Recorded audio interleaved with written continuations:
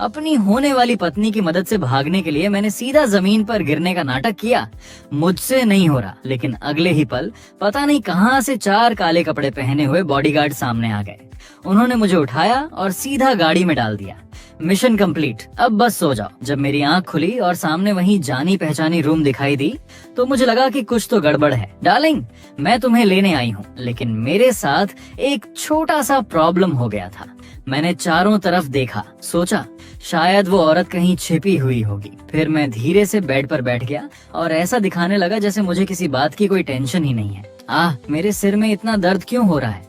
मैंने फिर से चारों तरफ देखा। पूरा रूम एकदम शांत था। यार, मेरी हालत तो बहुत खराब लग रही है। कहीं मैं मर तो नहीं जाऊंगा? लेकिन अगर वो यहाँ है ही नहीं तो ये पॉसिबल नहीं है। पिछली बार तो वो यहीं आसपास थी। शायद इस बार मैंने ठीक से एक्ट नहीं किया। चलो अब एक्टिंग शुरू करते हैं। मैंने जानबूझकर खुद को थोड़ा कमजोर दिखाया और वापस बेड पर लेट गया। ऐसा प्रिटेंड करने लगा जैसे बहुत दर्द हो रहा हो। मैं बेड पर इधर उधर करवटें बदलने लगा और तभी मुझे एहसास हुआ मेरा प्लान काम कर रहा था। लेकिन फिर भी वो सामने क्यों नहीं आ रही? मैं काफी देर तक वेट करता रहा। थककर आखिर मैं झटके से उठकर बैठ गया। पता नहीं मेरे साथ क्या हो रहा था, या फिर मैं ही कुछ ज्यादा क्लमजी हो गया था। उठते ही मेरा बैलेंस बिगड़ गया और मैं सीधा जमीन पर जा गिरा। उफ, ये फ्लोर इतना ठंडा क्यों है? मैंने घबरा कर इधर उधर देखा।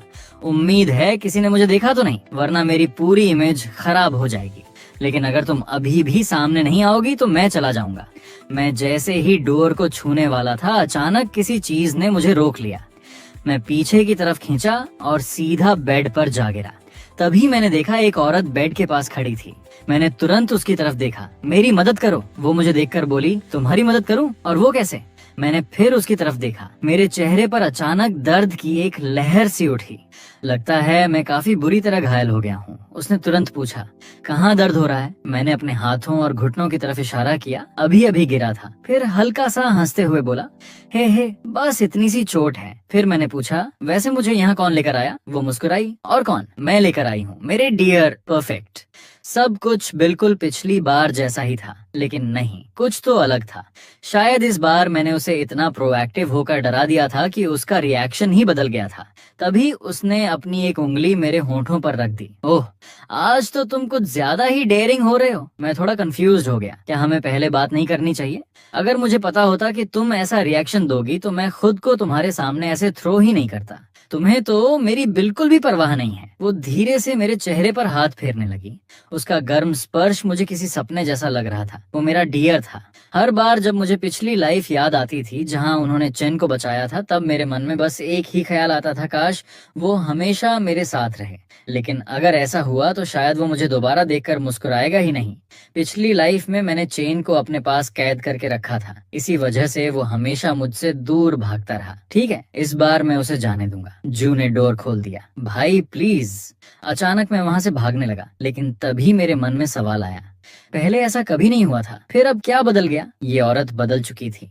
मैं अपनी जगह से हिला तक नहीं, बस बेड पर बैठा रहा। फिर मैंने सोचा, जूही, तुम्हें बिल्कुल भी फर्क नहीं पड़ रहा।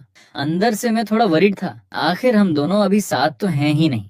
लेकिन अगर तुम ऐसा कह रही हो तो मैं ठीक हूँ। फिर पिछली लाइफ की बातें दोबारा क्यों हो रही हैं?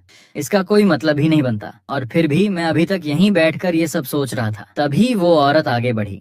जैसा मैंने सोचा था, वही स्वीट फेस जिसे मैंने जन्म लेते ही अपने साथ पाया था। उसने मेरी तरफ देखकर कहा, भाई ऐसा करो, मेरे साथ चलो, मैं तुम्हें वो सब दूंगी जो तुम चाहोगे। मैंने ये सुनते ही तुरंत मुस्कुरा दिया। उसकी आंखें बस मेरी रिएक्शन को ध्यान से देख रही थीं। आ गया, यही तो है स्क्रिप्ट का असली ट्विस्ट। मैंने मुस्कुराते हुए कहा, ठीक है, अगर तुम मेरे साथ रहने के लिए रेडी हो तो मैं भी तुम्हारे साथ रहूंगा। लोग तो मेरी किस्मत से जलेंगे कि मुझे तुम्हारे जैसी वाइफ मिली है। वो कुछ पल चुप रही। मैं इतनी श्योर नहीं हूँ मुझे ग्यूसी की कंपनी कितनी बड़ी थी, ये ठीक से याद नहीं है। बस इतना याद है कि जब मैंने एंटरटेनमेंट इंडस्ट्री में एंट्री ली थी, तब उसने एक कंपनी खरीदी थी और सिर्फ 3 साल के अंदर उस छोटी सी कंपनी को एक बहुत बड़ी कंपनी बना दिया था। उन 3 सालों में उसका कोई बड़ा मार्जिन नहीं था, लेकिन लगता है मुझे भी उस मुकाम तक पहुंचने में पूरे 3 साल ही लगे थे। मुझे इस तरह देखते ही वो औरत जैसे अंदर तक हिल गई। अचेन, ये कैसे पॉसिबल है? फिर उसने अपनी माँ की तरफ देखकर कहा, माँ, यही तो तुम